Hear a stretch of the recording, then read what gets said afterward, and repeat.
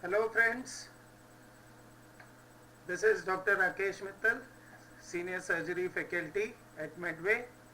So hope you had a great exam yesterday and you must have done well, right? And you will get good ranks in your exams.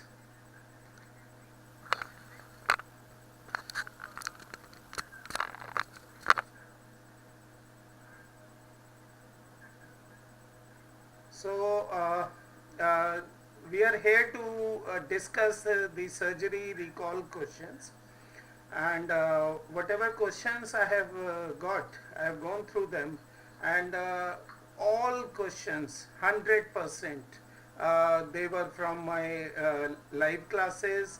They were, all of them were thoroughly discussed in live classes, in my recordings also, and they were very easy questions. I will rate them uh, easy to moderate.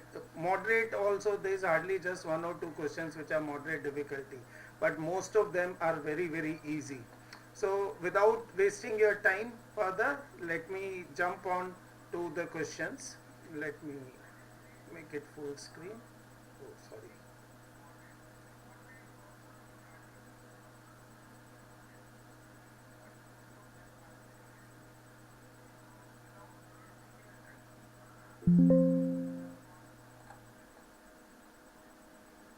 Okay. Okay. So the first question was 25-year-old girl with dysphagia to liquids more than solids and undergoes barium swallow. Which of these is expected to be seen?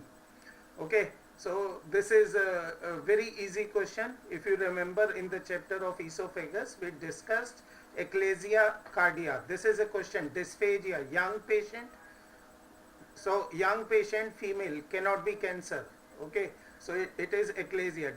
The most important clue is dysphagia to liquids more than solids. So that's a punchline I told you in the classes. Okay, dysphagia to liquids more than solids. So this is eclasia cardia. Eclasia cardia, the barium study, the typical appearance is rat tail appearance, rat tail, right? So that's a very easy question, right? Irregular filling defect is a feature of cancer. Corkscrew esophagus is a feature of diffuse esophageal spasm. So answer here is rat tail appearance. Okay, image-based question. A male with absolute constipation undergoes X-ray. What is the diagnosis? Spot diagnosis, easy. I have probably shown 3 or 4 images, similar images in my class. Right, this is a sigmoid volvulus. If you see the image clearly, just follow the cursor. Okay, so this is a coffee bean appearance. This is a coffee bean appearance or bent inner tube appearance. This is sigmoid volvulus. So answer here is sigmoid volvulus, straightforward X-ray diagnosis. Okay, now third question. A patient complains of epigastric pain radiating to back after alcohol binge. Very easy, right? Alcohol binge. So two clues: pain radiating to back, alcohol binge. See, answer here is acute pancreatitis. You know, the one of the commonest cause of acute pancreatitis is alcohol, other is gallstones, right? Peptic ulcer can be caused by alcohol, but it's not acute, right?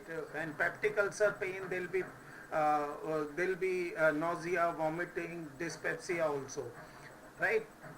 Acute cholecystitis pain will be more on the right hypochondrium, and it can radiate to back, but there is no link with the alcohol binge.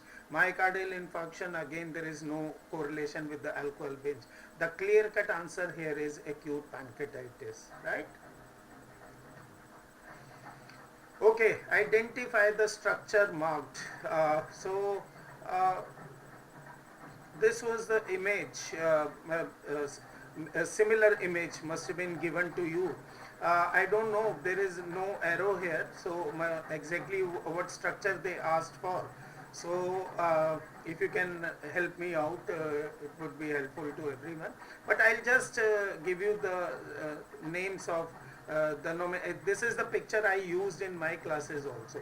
This is a picture of Callert's triangle or hepatocystic triangle, right? See, just follow the cursor. This is the greener structure.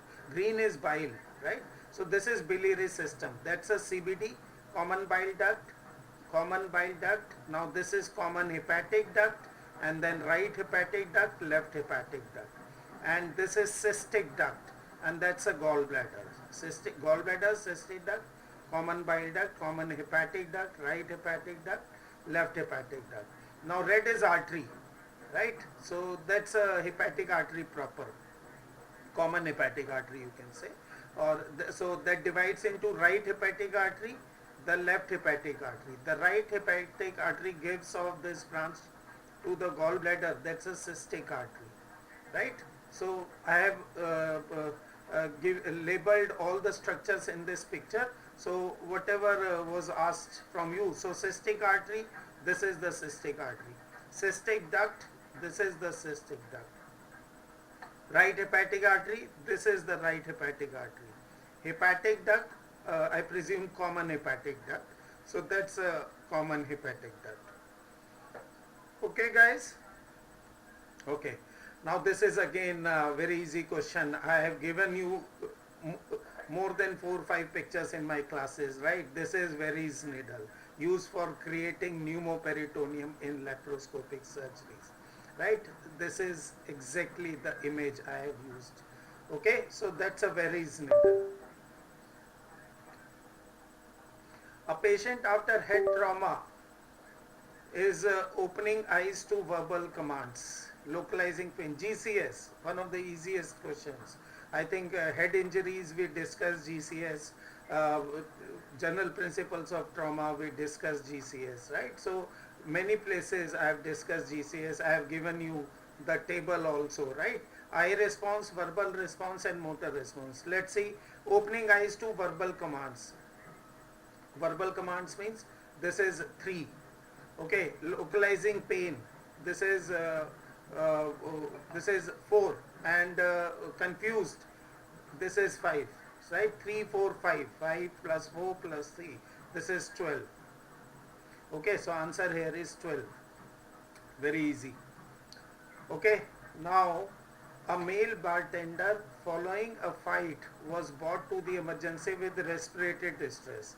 So respiratory distress after a fight, assault. So it gives you a hint towards possible chest trauma. Okay, so on clinical evaluation, the breath sounds were absent on one side and tracheal deviation was noted. So breath sounds are absent and trachea is deviating. So these are the clues. Let us see the choices. Flail chest, no.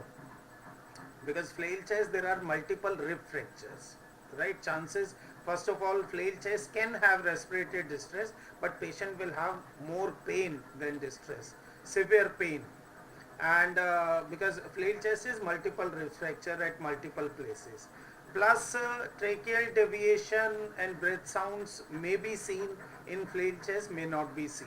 That depends on the inner collection, whether is there any collection or not in the pleura.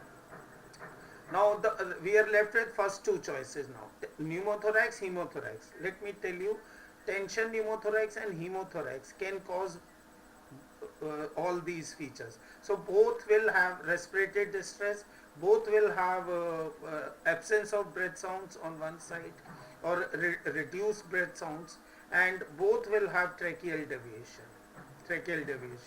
Right, it can happen with both, but I will take it as hemothorax because tension pneumothorax will also have cardiac features, low BP, raised jugular venous pressure, JVP, neck veins will be engorged, right? So a patient will have other features also which are not given in the question, right? Had there been other cardiac features mentioned, then the answer would have been tension pneumothorax. But since it's only the tracheal deviation and absence of breath sounds, hemothorax is the best fit. right? But both A and B would be correct for this question, right? If this is the real question, if there are more there is more information added to this question, then probably we can further reach to a single answer. But still the best answer is hemothorax in the current scenario, in the current shape of the question. Zishan Akhtar is asking A.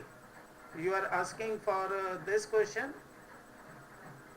Now you have to give me some more information. If this is the question, only this information is given, then both A and B can be the answer. I am telling you, both A and B will have same features, but A would have more additional features which will act as clue.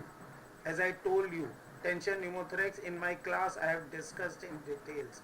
Tension pneumothorax will have cardiac features, right? Raised venous pressures, reduced arterial pressures, BP would be low, but it's not mentioned here.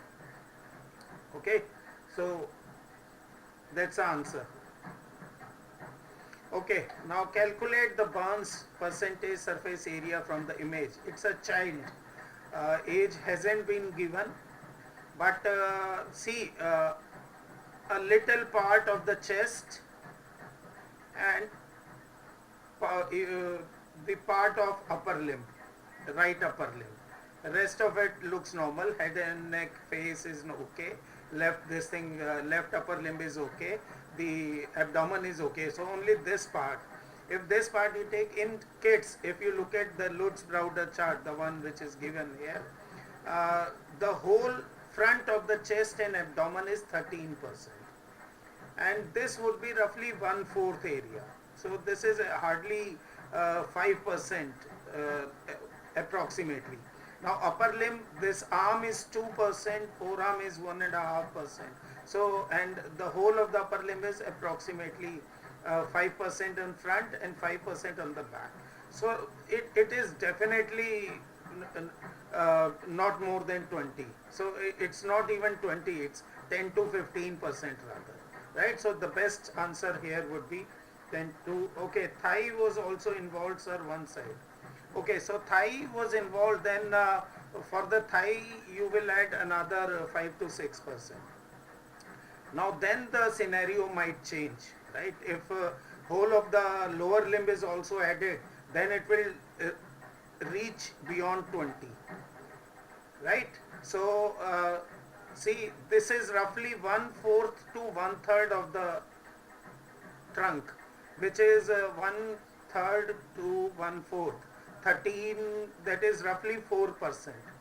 Arm, back is not shown here. I don't know whether it was whole of the arm involved or only the front side. If it is only the front side, then it is again 4 to 5%, right? And then if it is only the thigh, then again it will be less than 20. So answer would be 10 to 20. But if the full limb is involved, both front and back, even the lower leg, front and back, then it will be 20 to 30%. If only front side is burnt with this much area, it's definitely less than 20. So it's 10 to 20.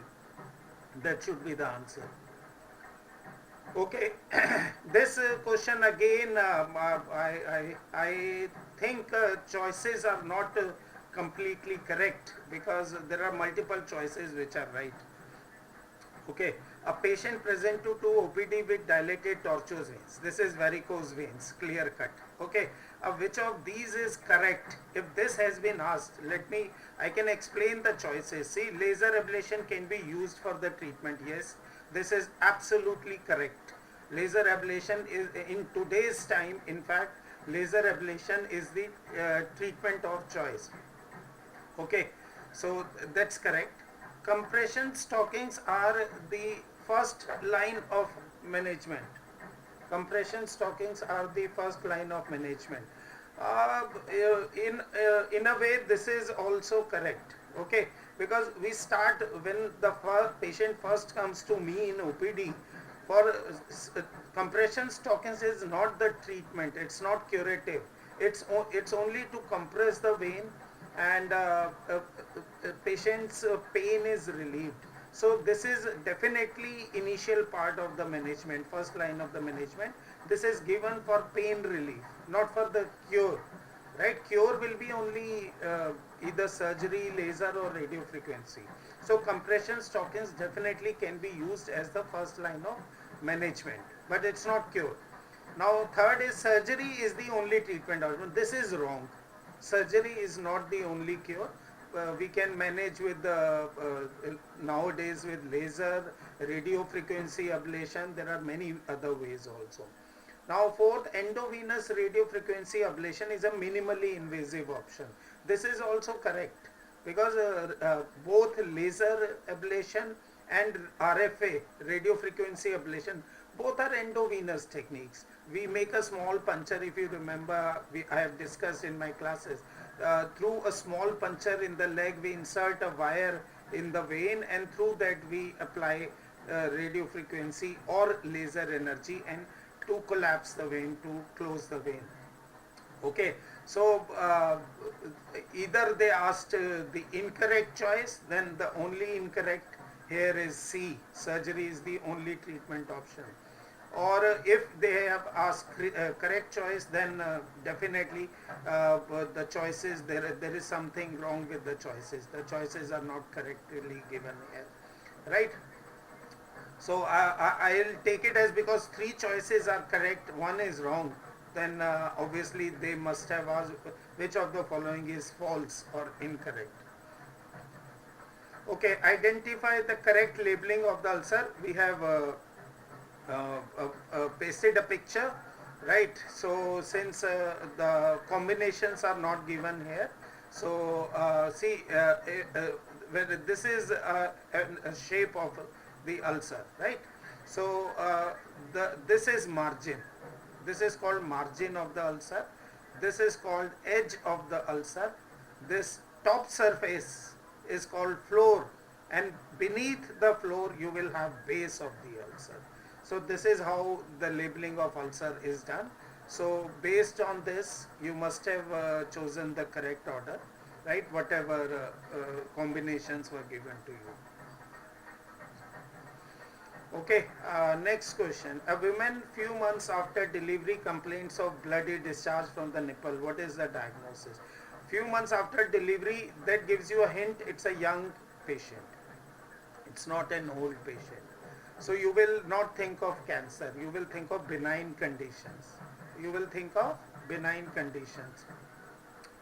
Okay, bloody discharge. The most common cause of blood-stained nipple discharge is duct papilloma. I have told you in my classes. I have explained, we have discussed duct papilloma, right? And I have mentioned it there. The most common cause of blood-stained nipple discharge in females, in young females, is duct papilloma. Okay, so answer here is definitely duct papilloma. Duct ectasia causes the bluish or greenish colored nipple discharge, and galactosile will cause a milky discharge, whitish nipple discharge. Identify what is depicted in the X-ray. Now this is RGP, retrograde pyelogram. Why? Why it is not? See, the confusion is it's definitely not CT scan. Definitely not ureteric stent, because you can see the contrast filling the kidney and the ureter. That's a kidney, pelvic ileal, that's a pelvis, ballooning of the pelvis I can see, and that's a contrast in the ureter. But what is the big striking difference between IVP and RGU? IVP is intravenous, so you are giving contrast in the blood, and blood will go to both the kidneys. So, and here we cannot see the left kidney, we can see only the right side, not the left side. No contrast, nowhere any, so it's not definitely the IVP. Now it's RGP. Now if you see carefully at the bottom, you can see a smooth straight line. See, it's going up, coming from below. So it's coming from urethra. This is catheter, ureteric catheter.